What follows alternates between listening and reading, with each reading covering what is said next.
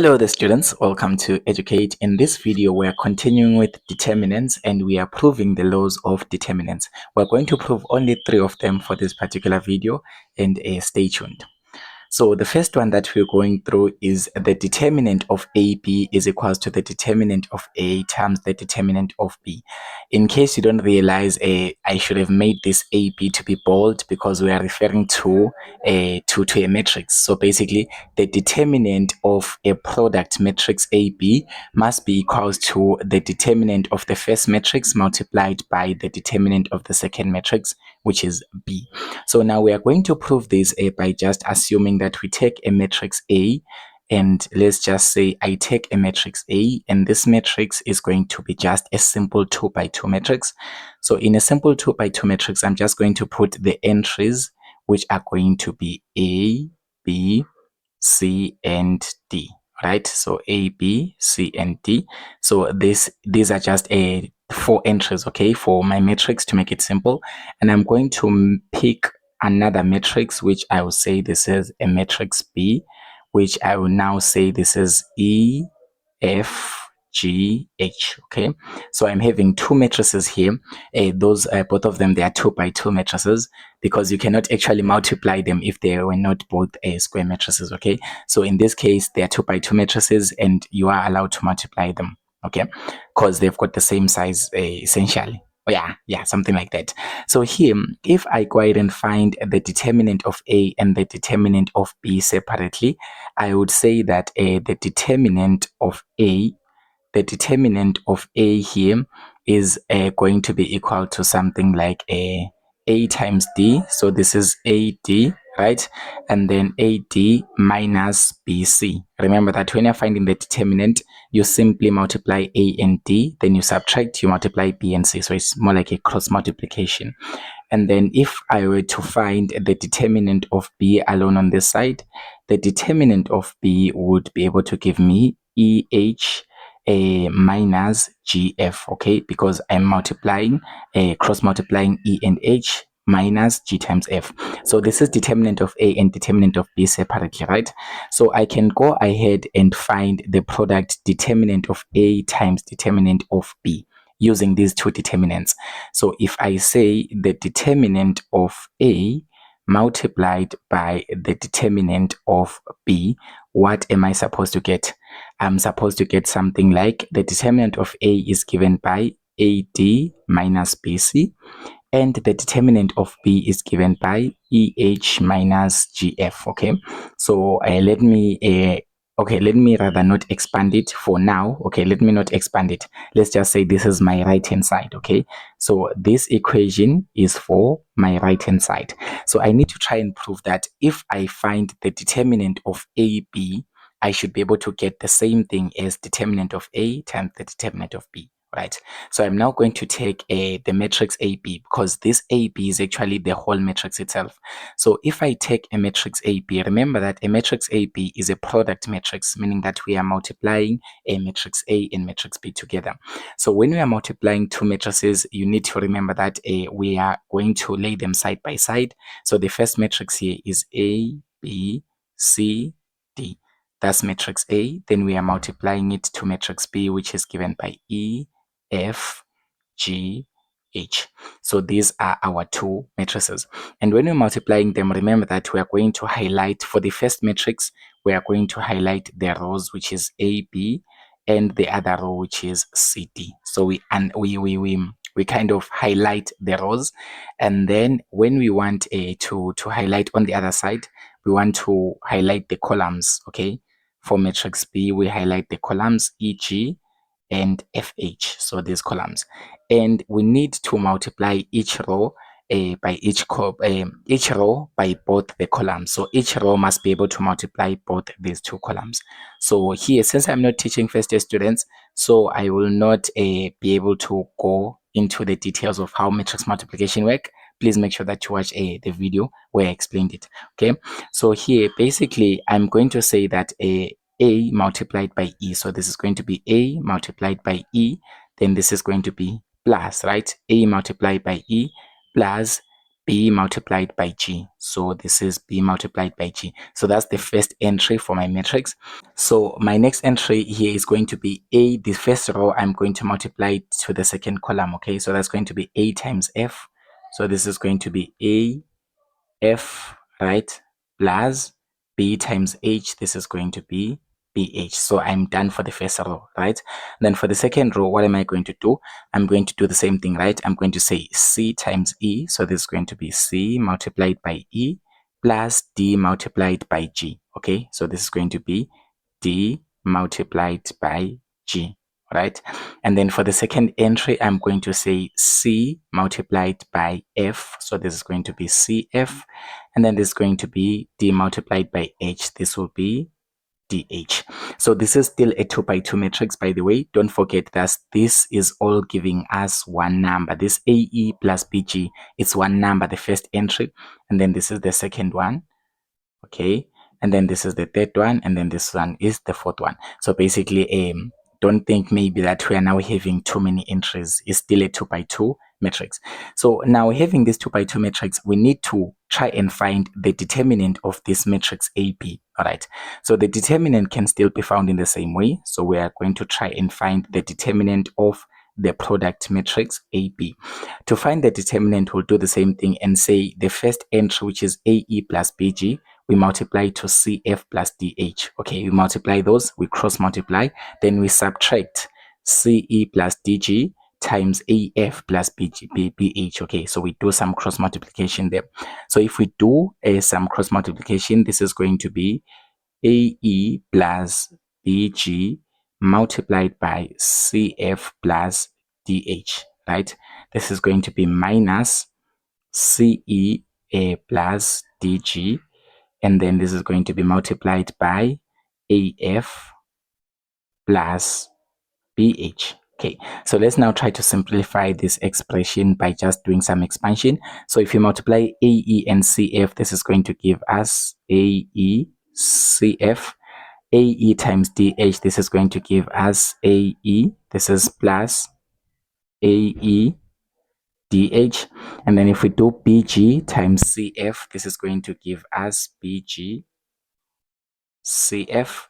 And if we do BG times DH, this is going to give us BG DH.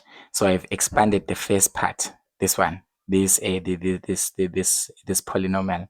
Okay, so I've expanded these two. Okay, so it's 1, 2, 3, 4. So we are going to have 4 terms there, and then we are going to say this is minus. When there's a minus, we put a bracket. Don't forget that. So let's do the same thing in the expand here. This is going to be CE times AF, so that's going to be CE AF, and then CE times BH, that's going to be CE BH, and then a DG times AF, that's going to be DG AF, right? And then DG times BH, that's going to be DG BH, right?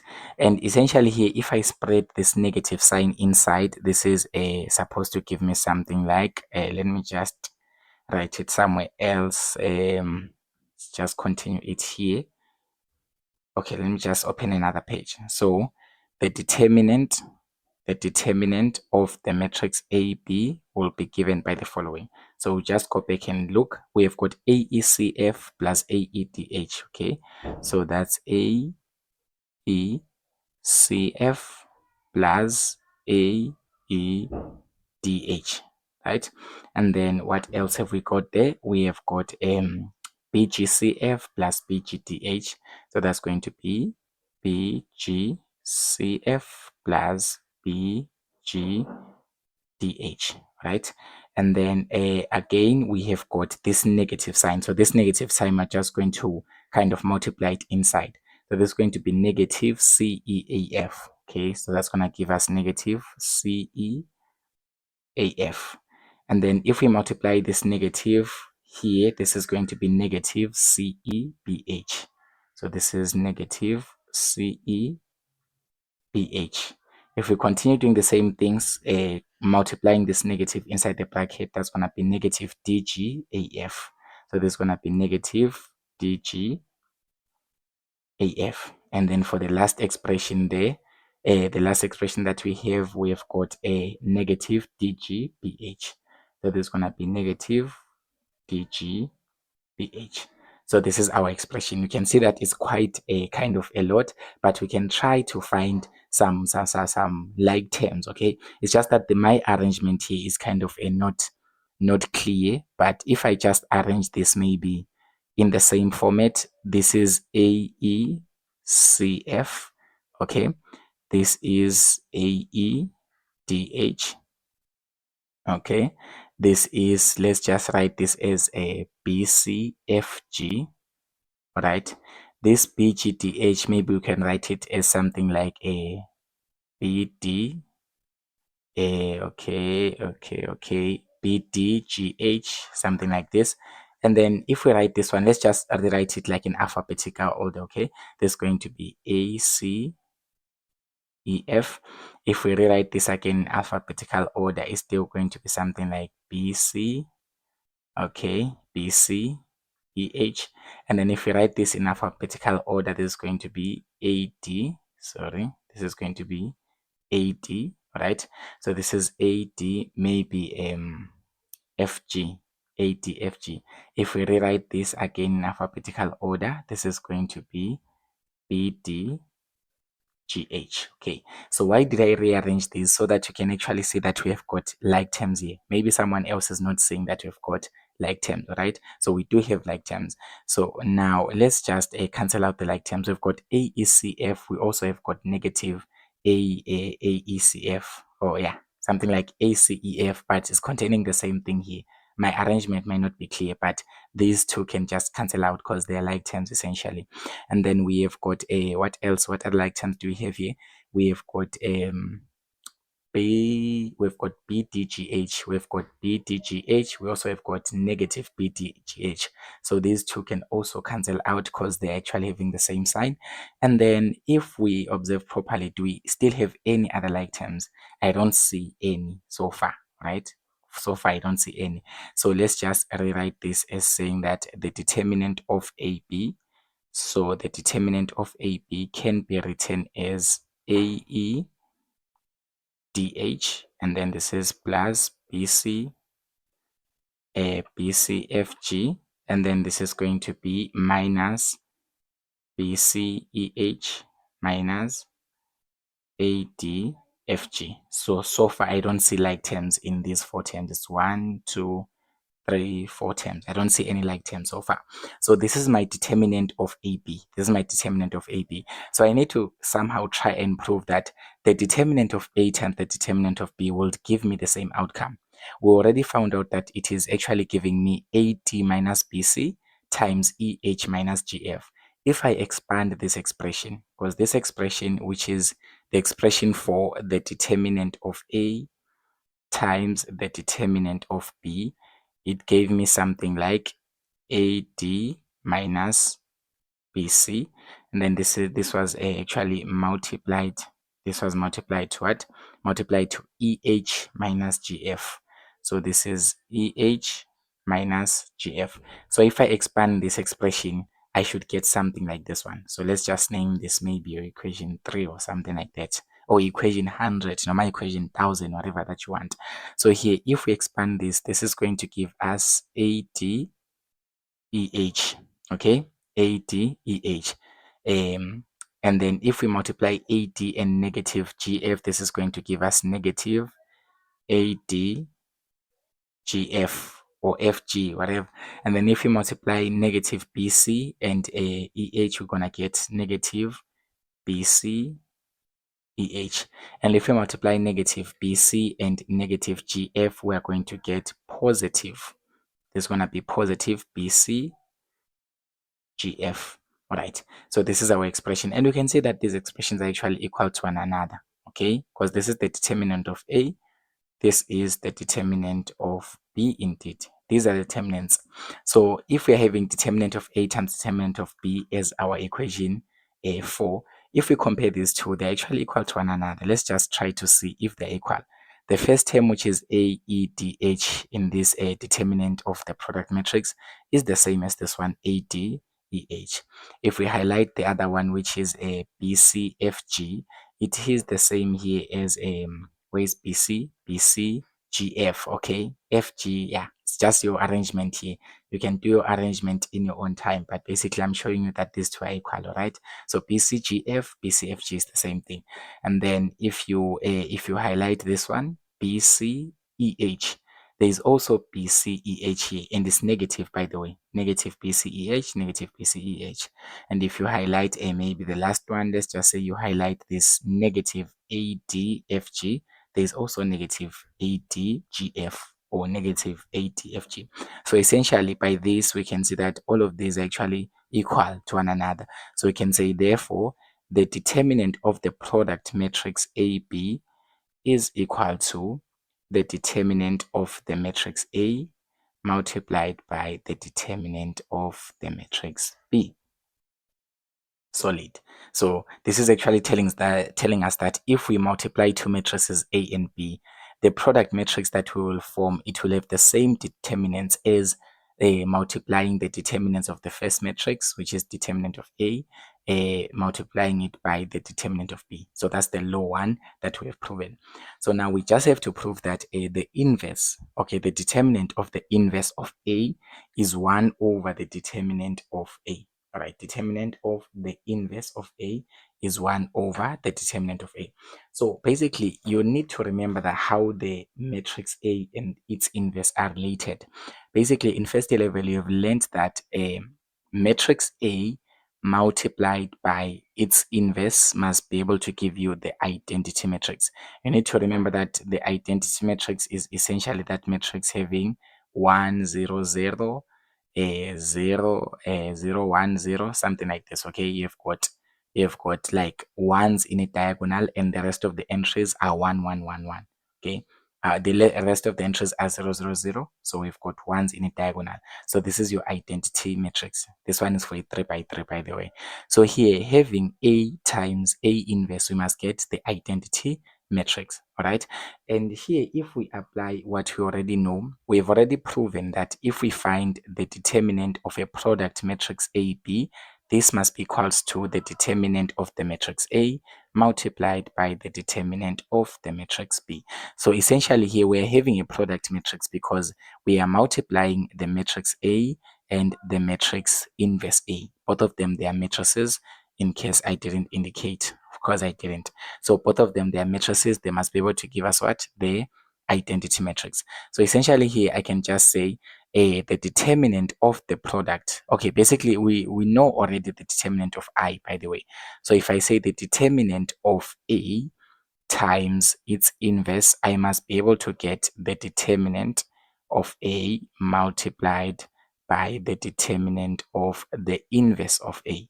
Why do I say that? Basically, remember, we've already proven that the determinant of a product matrix is equals to the determinant of the individual matrices that are making the product. So similarly, the determinant of the product of A and A inverse must be the determinant of A multiplied by the determinant of the inverse of A. So basically, knowing this, we need to remember one more thing here. The determinant of the identity matrix. So the determinant of the identity matrix I must be equals to 1. Remember that the identity matrix is only having what? Is only having it's only having the entries 1, 1, 1 in a diagonal. Otherwise, the rest are zeros. So whenever you compute the determinant of I, you must always get 1. All right. So whenever you try and find the determinant of the matrix I, you must be able to get 1. Right? So knowing this, what can we do? We can now say that since here the determinant of A times A to the power minus 1 is equals to these two, so this is essentially equals to the determinant of I as well. And remember that the real equation here is saying that the matrix A times its inverse is equals to I. So when you take the determinant of this side, it must be equals to the determinant of the other side. So the determinant of A times A inverse must be able to give us the determinant of the identity matrix because there's an equal sign here. So we know that the determinant of an identity matrix is equals to 1. So I can just say if we drop this other side of the equality or this equation, we can just say here the determinant of the matrix A times the determinant of the inverse matrix must be giving us 1. And to be able to find the determinant of the inverse matrix, we'll just divide by the determinant of A on both sides. So we divide by the determinant of A on both sides. So divided by the determinant of A on both sides. If we do that, we're going to find out that the determinant of the inverse matrix A must be able to give us a 1 over the determinant of A.